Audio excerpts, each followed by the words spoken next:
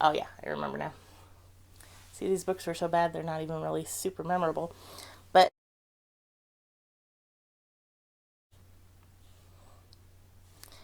hey everyone, it's Lori, and I'm here today, and I'm going to be doing a video of the worst books I have read in the last calendar year.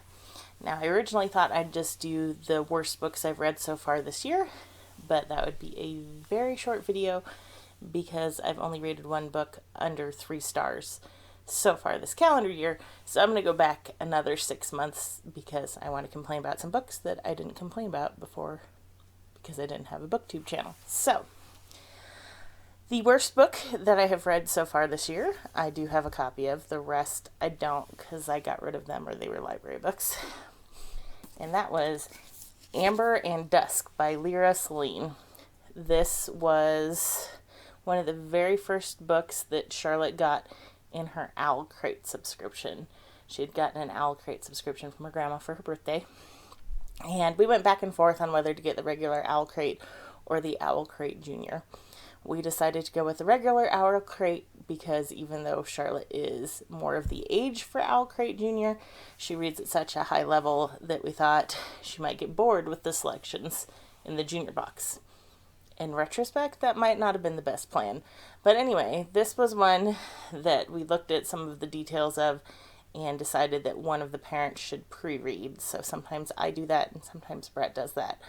And I got to read this one. So, this got 1 star from me. This is a terrible, awful, no good, very bad book. So basically, Amber and Dusk is, of course, a fantasy novel, and it's the first in a series, and I don't recommend this one, and I'm not imagining it's going to get any better. So the main character is Sylvie, and she has been raised by basically nuns. I mean, they're not exactly nuns because this is a fantasy world, but they're a bunch of sisters of the Scion, and so she can create illusions, and the sisters try to keep her from doing that because they think of it as a curse. So eventually she runs away and she goes to the Amber City and everything's going to be wonderful there. So there's like a traveling caravan that she joins. And then there's kind of a love interest in the traveling caravan. And then when they get to the Amber City, she goes off to the palace because she wants to go to the palace. I don't know. So basically, the way I described this to Charlotte, who hasn't bothered to read it, I okayed it as you can read this if you want to. But it sucks. So she hasn't bothered. Basically, the main character, it's kind of like she's a fantasy Eliza Doolittle, but she's also just the most annoying twit ever. She's obnoxious, she's stupid, she's just asinine. I hate the main character in this book. I hate Red most of this book, but I felt like I had to finish it since I was pre-reading it for one of the kids. So, basically, if you take Eliza Doolittle and make her extra annoying and throw her in a fantasy world and give her magic, you end up with this book. So, if that sounds like something you'd enjoy, go for it. But if you think that sounds just as terrible as it sounds to me, I would go ahead and skip this one. So this is the 1 star book I've had so far this calendar year.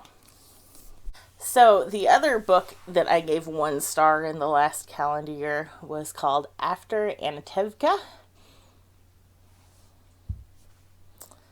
And it's a novel inspired by Fiddler on the Roof. And this is by Alexandra Silber.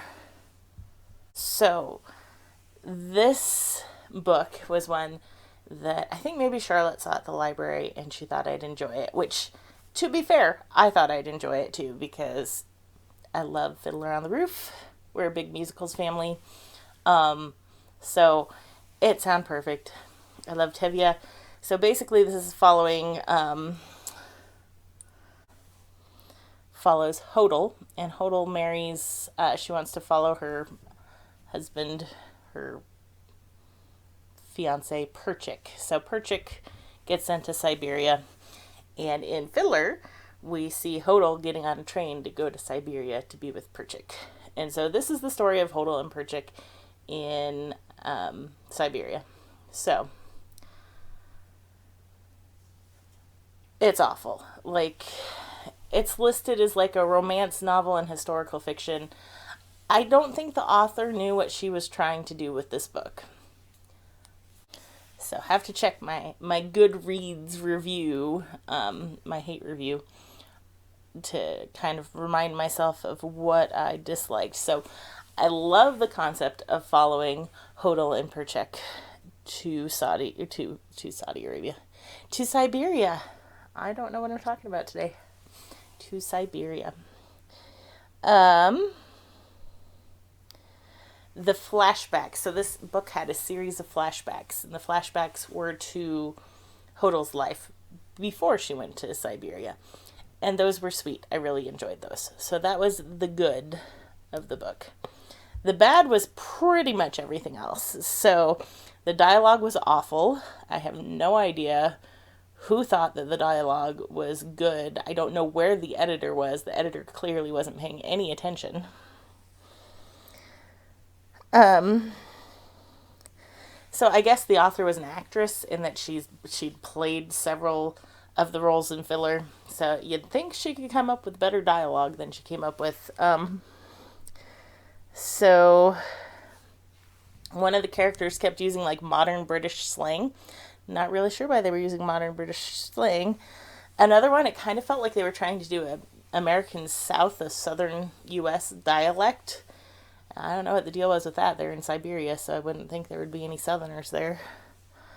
And then the writing style just changed from chapter to chapter. It felt like different books from chapter to chapter. And so there's some really terrible things that happen to Hodel in the book. And, like, I know that bad things happen. Like, I get it. There are bad things that happen in the world. But, like, seriously, some of these bad things just felt creepy. I said it made me feel like it's almost slimy, some of the ways that things were described, and I just didn't like it. Yeah, there was some different stuff going on that I really wasn't written well. I mean, if something traumatic's gonna happen, like, you should feel like the author thinks it's traumatic. You shouldn't feel like the author thinks that that's like erotic or something. Like, so there'd be these terrible things happening, and it was like the author thought she was writing erotica, but that made it super creepy. So I didn't like that about it.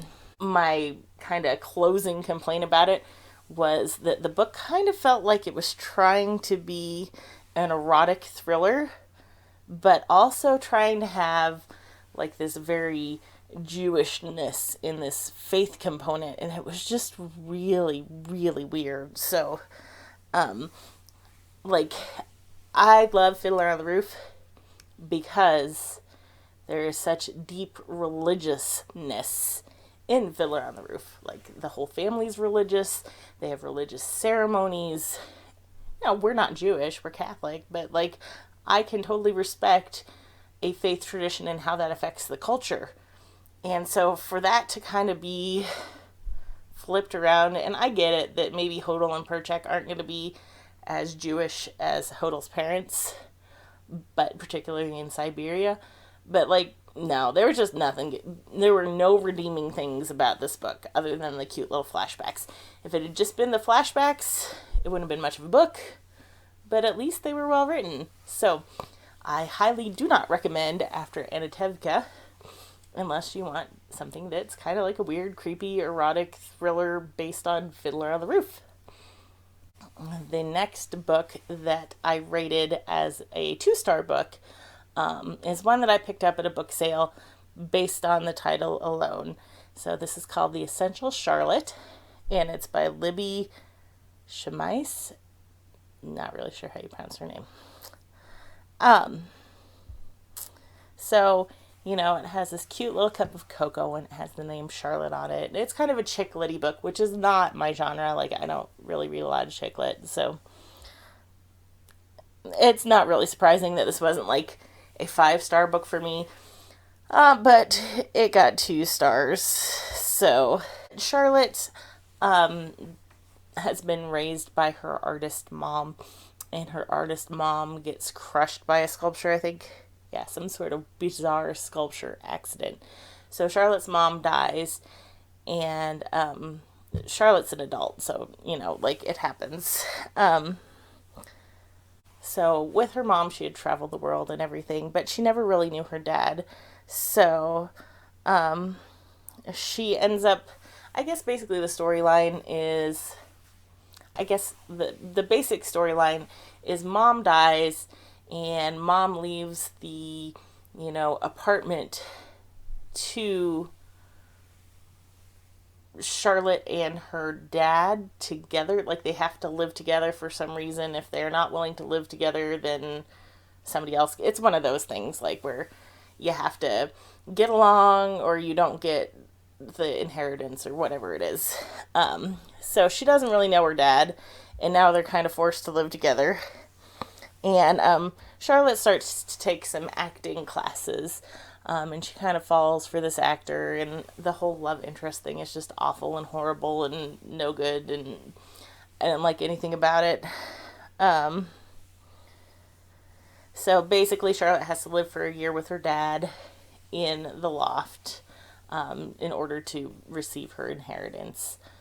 So she's getting to know her dad. She's finding out more about herself. She has this little romantic interest that doesn't really pan out well. And then there's the other, I think there was the other guy who was like the friend.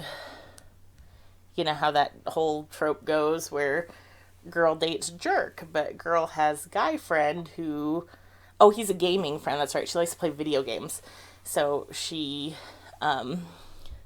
knows him from online and she meets him in person. But she's dating this scummy actor guy. You can probably guess how this all ends in the end. So, it wasn't the worst story I've ever read. Definitely better than the last 2 I talked about. But just, like, there was nothing I really liked about Charlotte. There was nothing I liked about most of the characters. It just was not my kind of book. So, that one got 2 stars. It could have been worse, but it wasn't good enough for me to say it was okay. It was a pretty bad book. And then the last book I'm going to talk about for worst books that I've read in this last year was a read aloud we did, and this is called The Arm of the Starfish by Madeline L'Engle. So basically, it's following the adult O'Keefe and their family. So, if you've read A Wrinkle in Time, you may remember that Meg and her brother Charles Wallace team up with Calvin O'Keefe and rescue their dad. So, in The Arm of the Starfish, Calvin O'Keefe and Meg are now married and they have a whole bunch of kids, and they're doing research on an island. And so there's this college-aged or just out of high school-aged boy who's coming to be an intern for the summer, and he meets this mysterious girl. So he's getting on a plane. There's some delays on the plane. He starts talking to this mysterious girl, and he kind of falls for her. But it turns out that her dad is like the mortal enemy of the O'Keefes, and he's trying to steal all their research on genetics and starfish, and I think there's some kidnapping. This kid who's the intern has to figure out who's the good guy and who's the bad guy, and is this girl like the greatest thing that's ever happened to him? And he was just really, really, really annoying. And then this book was written long enough ago that a lot of the travel stuff, my kids, their eyes just kept getting like big, like, my kids have grown up in a post 9/11 world, so airport security is a much, much bigger thing than it was back when this book was written. And then there's also some political stuff that is very particular to the time period in which this was written. So as much as we enjoyed A Wrinkle in Time, The Arm of the Starfish, The Arm of a Starfish, The Arm of the Starfish, The Arm of the Starfish was just not a good one for me. My family may have rated it a little bit higher, but probably not very high. It just was not a great book and not a very good read aloud. So I would say if you want to do Madeleine L'Engle, stick to the better known things and skip some of the lesser known ones. We ended up reading this one because I think I mentioned to our librarian at the time that we were reading the Wrinkle in Time series, and then she found this. And so she ordered it in for the library. So this was the library book that we checked out and read, and it just was not very good. So I appreciated the librarian thinking of us and trying to find a book for us. But yeah, I would say that The Arm of the Starfish is a solid pass. So those were 4 terrible books that I have read in the past calendar year, since I only had one so far this year. So if you would like to hear more of my opinions about books that I hated, like this video, and I'll know I should do some more, because I do have some more 1 and 2 star books on my Goodreads that I could go back and complain about as well, if anyone's interested. Feel free to subscribe if you don't want to miss any of our videos, and I will see you next time. Bye!